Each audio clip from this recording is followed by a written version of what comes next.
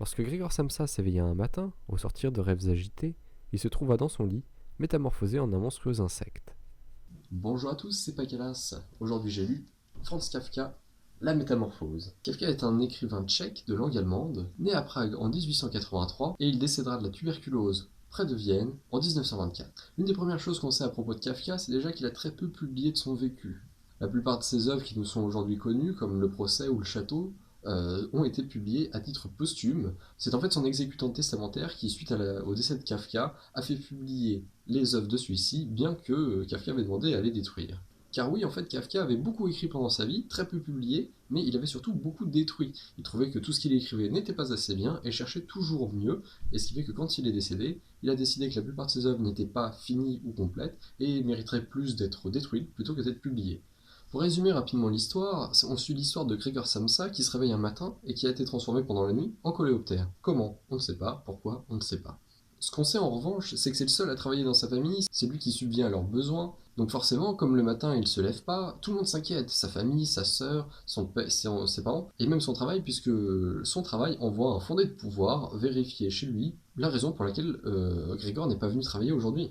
Bien évidemment, quand ils vont découvrir le nouvel état dans lequel est transformé Grégor, ils vont donc tout simplement l'enfermer sans autre mesure dans sa chambre. La suite de la nouvelle va donc résider à montrer la dégradation des relations entre Grégor et sa famille, mais aussi sa dégradation physique qui l'emmènera à sa mort. L'avantage de la métamorphose, c'est que c'est très rapide, vous voyez. C'est un tout petit livre, et là encore, c'est une version avec une analyse à la fin, donc le texte en lui-même fait même pas 80 pages, je crois, donc c'est très rapide à lire, et ça pose pas une grande difficulté au premier abord à lire, il n'y a pas de mots très compliqués, il n'y a rien à comprendre d'extrêmement difficile. Mais, bien évidemment, la métamorphose, ça parle pas juste d'une métamorphose, ça aborde des sujets qui sont sous-jacents. Par exemple, le thème principal, qui est le thème peut-être assez évident, c'est le thème du rejet. Grégor est rejeté par sa famille dès qu'il le voit, il est rejeté par son travail, il est rejeté par la société, on l'enferme et on le traite comme un animal. Il va apprendre qu'on lui a menti, il va apprendre que ses parents en fait avaient gardé des économies alors que lui il travaillait. C'est en fait qu'il travaille pour rembourser les dettes de ses parents. Et c'est le seul à travailler, ses parents ne travaillent pas, sa sœur ne travaille pas. Donc c'est vraiment le seul à rapporter du revenu. Et ses parents ont en fait de l'argent mis de côté dont ils auraient pu se servir pour rembourser leurs dettes, chose qu'ils n'ont pas faite, qu'ils ont préféré cacher à Grégor, mais ça aurait pu bien soulager sa charge de travail, il aurait pu peut-être changer de travail, ou alors travailler un peu moins pour rembourser la dette de ses parents.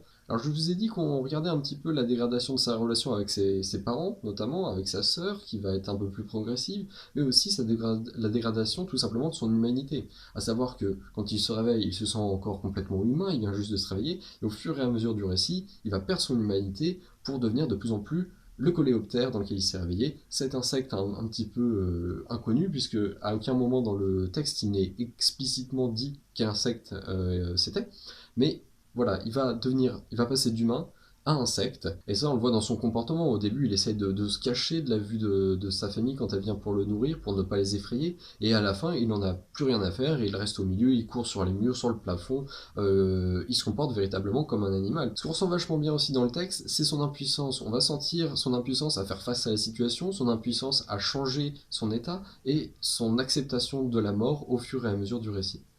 Mais ce qui est terrible, c'est que même jusqu'au bout, Grégor, il reste bon. Il travaillait pour sa famille, il subvenait à tous leurs besoins, mais une fois qu'il est transformé en insecte, il garde quand même cette envie de faire le mieux pour sa famille. Comme à un moment, sa famille ne peut plus du tout supporter son état d'insecte, il va se laisser mourir, puisque tout ce qu'il veut, c'est que sa famille soit heureux, même au détriment de sa propre santé, et il va donc décider de se laisser mourir pour pouvoir soulager en fait sa famille. Alors bien évidemment, il se laisse mourir, mais sa famille l'aide aussi beaucoup, vu qu'ils ne le nourrissent pas ou très peu, et qu'ils n'en prennent pas du tout soin. En fait, sa famille sont un petit peu les parasites. Lui, c'est un insecte, mais eux restent des parasites. À savoir que quand il était humain, ils étaient accrochés à lui, c'est lui qui subvenait à leurs besoins, je crois que je vous l'ai déjà dit. Par contre, une fois qu'il ne peut plus rien leur apporter, eh bien, le parasite va chercher un nouvel hôte, et donc va se tourner vers une autre manière de gagner sa vie, une autre manière d'avoir de l'argent. Et donc, on a beau avoir un insecte qui a une âme d'humain et des humains qui ont des âmes de parasites. Il y a une véritable dualité en fait de ce côté-là sur le roman.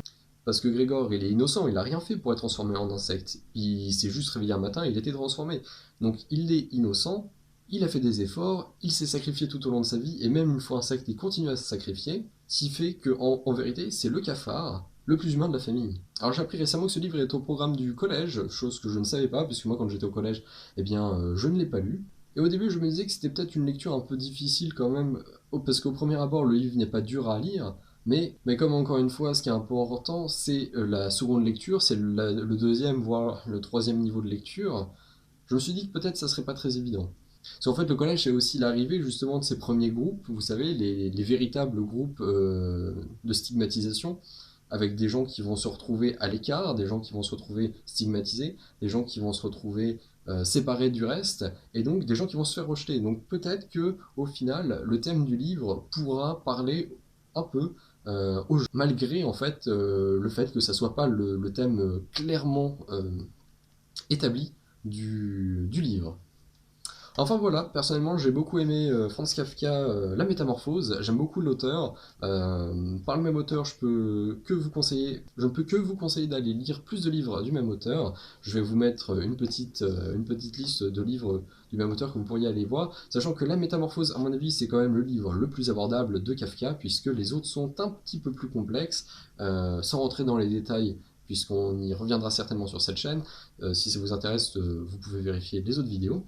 Mais par exemple, Le Procès ou Le Château sont des livres un petit peu plus compliqués à lire, de par leurs schémas qui sont un petit peu moins structurés, et de par leur récit qui est un petit peu plus poussé dans l'absurde. Parce que mine de rien, la structure de La Métamorphose reste très classique, on peut y voir 3 actes.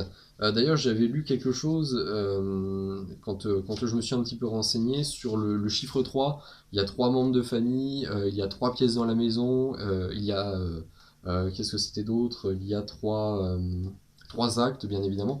Donc, c'est un livre qui peut être une autre symbolique un peu plus cachée et connue peut-être seulement de son auteur.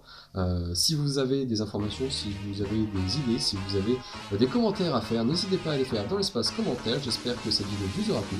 Je vous dis à très bientôt pour d'autres lectures.